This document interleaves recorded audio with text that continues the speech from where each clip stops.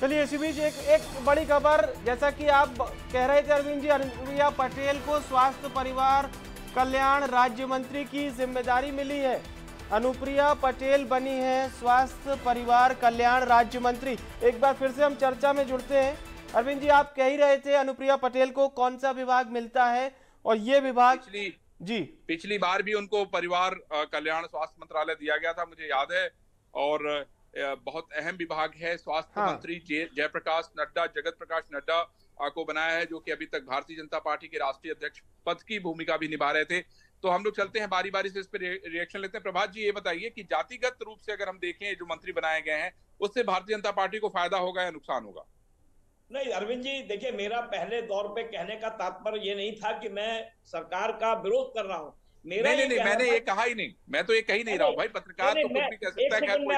मैं अपनी बात कह लूं। मेरा ये कहने का मतलब था कि भारतीय जनता पार्टी की सरकार नहीं है, ये एनडीए की सरकार है।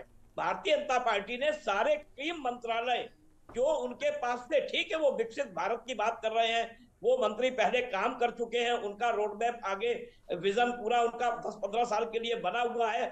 मैं ये नहीं कह रहा हूं, मेरा ये कहना है कि विवाद इससे बढ़ता है। ऐसा होता है, आपने कहा टीडीपी और नीतीश कुमार को विशेष राज्य का दर्जा देने की बात आ रही है, वो दे दिया जाएगा। लेकिन ये लोग लगातार रेल मंत्रालय मांग रहे थे, नीतीश कुमार मांग रहे थे, लल्लन सिंह उनके बहुत महत्वपूर्ण पार्ट है, संजय झा को मंत्री नहीं बनाया गया। लेकिन जो आपने जाति समीकरण की बात की, निश्चित तौर पे अरविंद जी 2027 का विधानसभा चुनाव उत्तर प्रदेश के लिए बहुत महत्वपूर्ण है, क्योंकि जिस तरीके से अखिलेश यादव ने एक पीडीए फार्मूले के साथ सारे वर्गों का वोट दिया, और जो नाराजगी उत्तर प्रदेश के अंदर थी, जैसे कि माइनॉरिटी एक मुश्त होके समाजवादी पार्टी कांग्रेस के साथ गया, मायावती के साथ नहीं गया। बीएसपी में बीएसपी ने लगभग 40-35 मुसलमान कैंडिडेट उतारे थे, जो बाद में मायावती ने फिर माइनॉरिटी के लिए बात भी कही कि मुझे उनके ऊपर विश्वास नहीं है। तो 2027 के अंकगणित को देखते हुए अपने भारतीय जनता पार्टी जो 33 सीटों पे आ गई है, समाजवादी पार्टी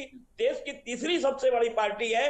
आज की तारीख में लगभग 200 एमएलए उसके पास, लगभग माने जाए कि 200 एमएलए की पार्टी है वो।